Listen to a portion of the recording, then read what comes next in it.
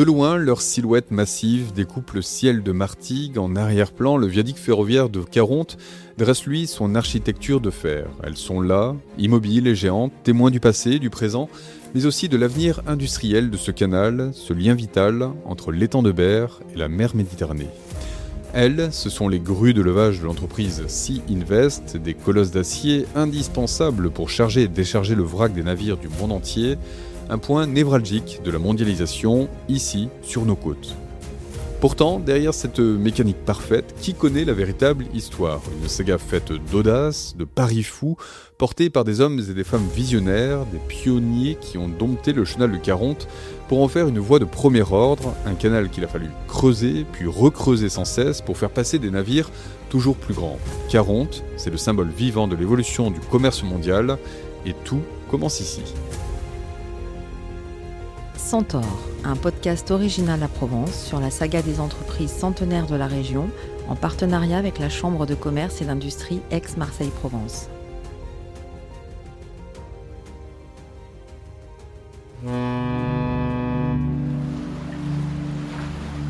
Martigues, Bouches-du-Rhône. Aujourd'hui, le chenal de Caronte est un complexe industriel majeur. Des millions de tonnes de marchandises y transitent chaque année.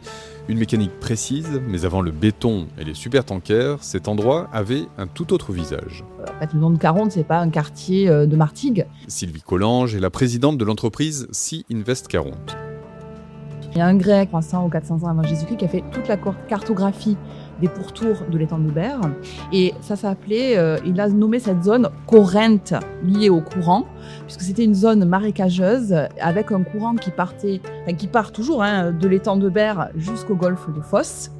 Et c'est vraiment cette zone-là qui s'appelle Caronte aujourd'hui. Un courant puissant, une contrainte naturelle qui aujourd'hui encore dicte sa loi aux géants des mers. Et ce courant-là, on l'a toujours, puisque moi, quand j'ai des navires de grande taille, supérieurs à 12-13 000 tonnes, il faut qu'ils attendent le courant pour partir ou pour rentrer. Pour dompter ce marécage, il faut remonter au XIXe siècle, le 3 juillet 1845. Une loi ordonne le creusement d'un canal reliant Port-de-Bouc à l'étang de Berre. Les dimensions initiales sont conséquentes, 5580 mètres de long pour un tirant d'eau de 3 mètres. En ce 19e siècle, le canal de Caronte devient alors une voie d'eau locale, mais à la fin du siècle, la donne change. Un homme entre en scène, Jules Charles Roux. Il est industriel marseillais. Son objectif, relier le Rhône à Marseille par un canal de jonction et traverser la colline de la Nerde via un tunnel gigantesque. Le but économique et stratégique, éviter que Marseille et sa région ne soient distancés par les ports dynamiques du Nord, mais aussi de l'Angleterre. Aujourd'hui, ce choix historique fait de Caronte un carrefour logistique unique. Le positionnement de Caronte, aujourd'hui, quand les navires arrivent, on fait du transbordement sur barge, on a un accès directement au canal du Rhône qui relie le Rhône et la Saône. Il faut savoir que ça permet de toucher quand même un hinterland qui est très fort, puisque vous pouvez remonter jusqu'à Pagny-le-Château, donc c'est Dijon.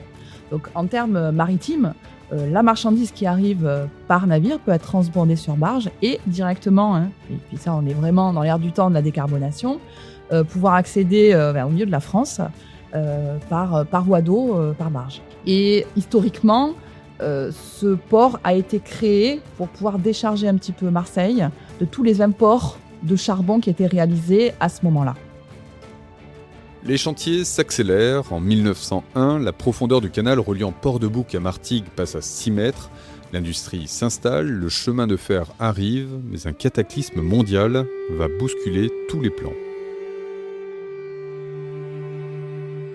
1914, la Première Guerre mondiale éclate. Face aux impératifs militaires, la position géographique abritée de l'étang de Berre devient un atout hautement stratégique. 1915, les géants de la chimie, Saint-Gobain et Kuhlmann, s'installent à Port-de-Bouc pour fabriquer des munitions et de l'acide sulfurique. Au même moment, la compagnie de chemin de fer PLM pour Paris, Lyon, Marseille cherche un lieu plus commode que Marseille justement pour décharger le charbon nécessaire à ses locomotives. Marseille est saturée et le charbon est une marchandise lourde, encombrante et particulièrement polluante pour les riverains. Marseille, c'était quand même déjà une grande ville.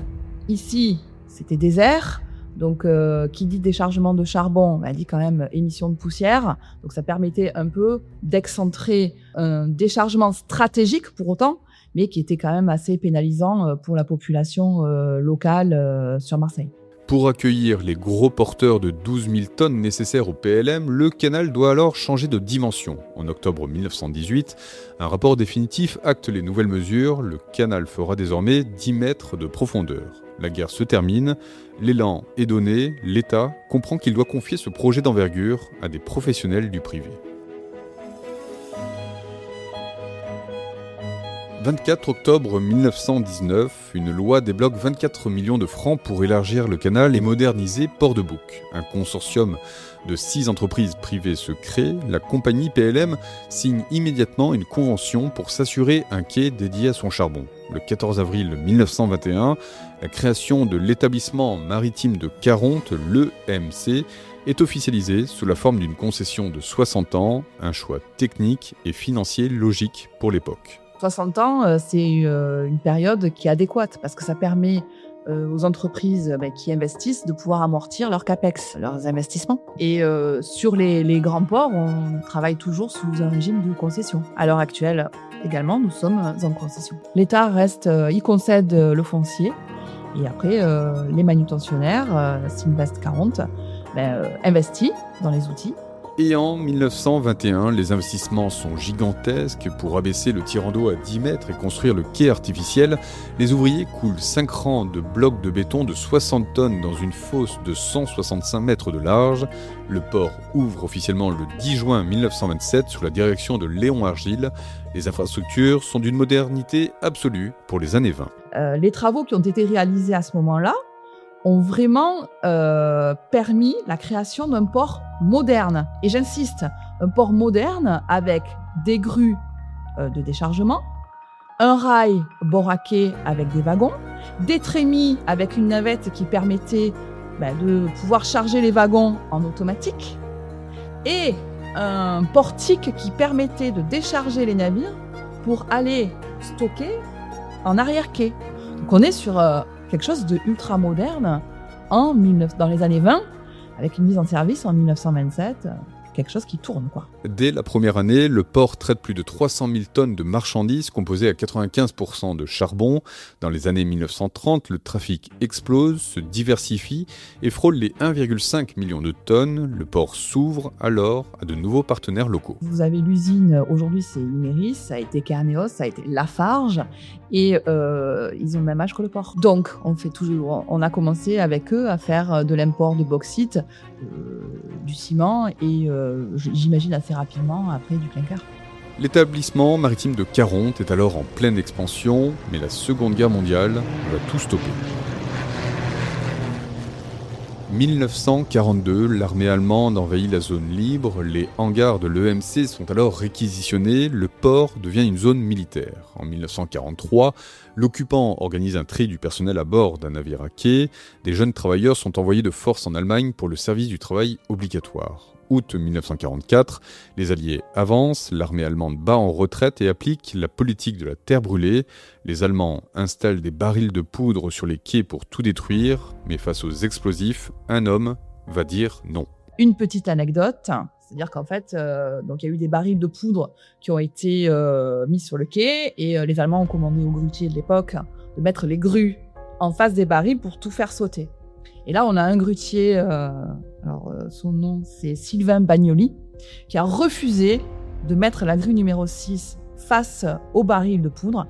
Et ça a été la seule qui a été sauvée à l'époque, à la fin de la Deuxième Guerre mondiale.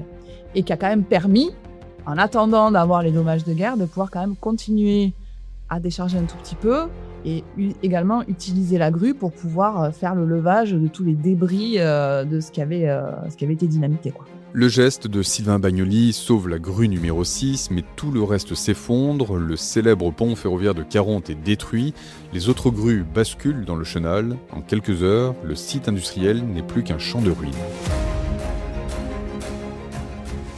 Août 1944, le bilan est lourd, tout est à reconstruire, la grue numéro 6 va permettre de déblayer les premiers débris, mais le véritable défi est ailleurs, le monde change, le charbon, qui représentait l'histoire et le succès du port, est en train de s'essouffler, supplanté par une nouvelle énergie, le pétrole. Comment Caronte va-t-il renaître de ses cendres et s'adapter à cette évolution énergétique ? C'est ce que nous verrons dans le prochain épisode.